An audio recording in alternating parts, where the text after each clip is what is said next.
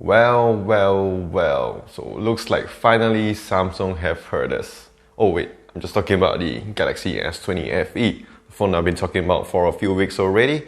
So here it is.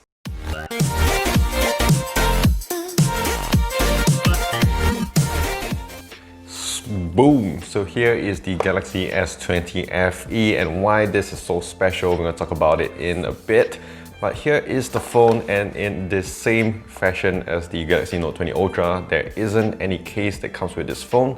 Here is the cloud mint color, so actually it does look pretty nice. And for the fact that, people complain that we're gonna have a plastic back. Actually, to be honest, it doesn't feel that bad. I'm gonna show you guys in a bit.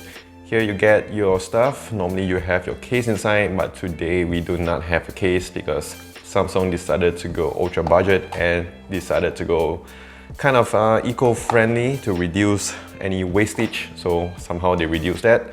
But luckily for us, we will still have a charger and some pair of cables. So that is a good point still. Last time this used to be those earphones, but no, now they just gave us cables and a charger. Gotta accept what it is. And here is the phone, Cloud Mint. It does look very nice. It does have that plastic still covering this phone. And to be honest, I am gonna say that the plastic feel actually does feel alright. It doesn't feel that bad. It has that matte kind of finish, so I'm not gonna complain. And just let me set up this phone. I'm gonna show you guys and talk to you guys about this phone.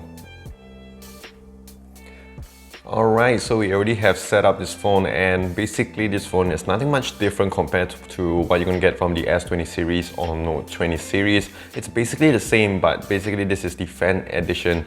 And yes, like I said, finally Samsung have heard us. You want a cheaper phone, you're gonna get a cheaper phone. This one comes with like about 700 USD. It's about 3,400 ringgit here in Malaysia. It's a bit over than that. I think about 750 maybe USD.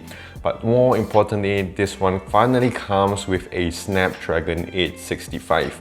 And why I say this is because if you're not from the US or whatever, you know the frustration of not having a Snapdragon phone. And it's so annoying because other people, they get the Snapdragon and they're always saying like, you know what, just get the S20, get the Note 20. And they do not understand our struggles over here because we always get the Exynos here in Malaysia. But finally we get some Snapdragon, Samsung goodness over here. And yes, you get some other stuff as well. You get a wireless charging on this. So you can wireless charge this on the back, and it does reverse wireless charge as well. It does have your IP rating, and look at the cameras. It actually looks really good.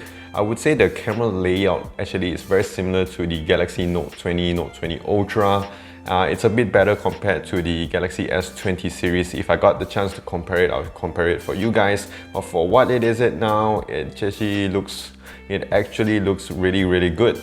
And it does have that camera bump over here. You can see it's a slightly camera raised bump over here. It's not as bad as the Galaxy Note 20 Ultra, but it's still a slight bump over here, I would say. The whole general feel of it actually feels very nice as to what you're gonna expect. Not too heavy, not too light, I would say, if you compare this to the OnePlus 8 Pro, there's not much difference, to be honest, because it just feels about the same. Very nice grip. A bit heavier, I would say, but that's because it has a 4500 mAh battery, so I'm not worried about it. You get all the things you want in a Samsung phone. In terms of software, it's about the same anyway, so I'm not going to worry about it. Of course, there are some drawbacks to this phone. The first thing, of course, is you're going to get a flat screen. But to be honest, this is not really a drawback for me because I really prefer flat screens. The bezels are not that thin. Of course, you're going to get this with this type of screens. But to be honest, it just does look very good. And talking about the screen, this one only comes at HD+, but wait for it, it does come with 120 Hz. So, but who cares? I don't even use Quad HD, and if you want a Quad HD phone, just get a Note 10 or Note 10 Plus. That will do a trick for you because Samsung doesn't allow you to use Quad HD at 120 Hz anyway. So they have heard us, we prefer a higher refresh rate, so I'd rather have a higher refresh rate for me. We add HD+, that's okay, I don't need Quad HD, so that is okay for me. And yes, another drawback is the fact, again, you're gonna get a plastic bag instead of a glass bag, but this one, it says Glastic anyway, so to be honest, it doesn't look that bad at all. So yeah, doesn't really make a difference for me. And also they have upgraded the camera to 32 megapixel instead of the 10 megapixel that they have downgraded on the Note 20 series, so that's probably a good point.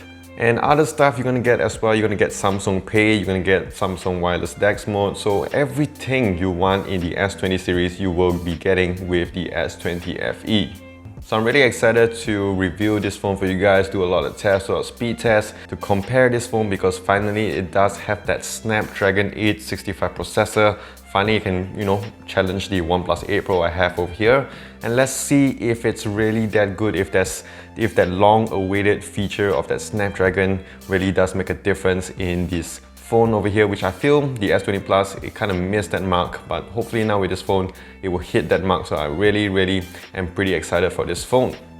So that is it. This is Dr. Hammers Tech. So if you did enjoy this video, do click that like and smash that subscribe button down below for more videos like this in the future. And also do follow me on my socials as well on Twitter, Instagram, Facebook, and also here on YouTube at Dr. Hammers Tech. So stay safe, take care, and wash those hands.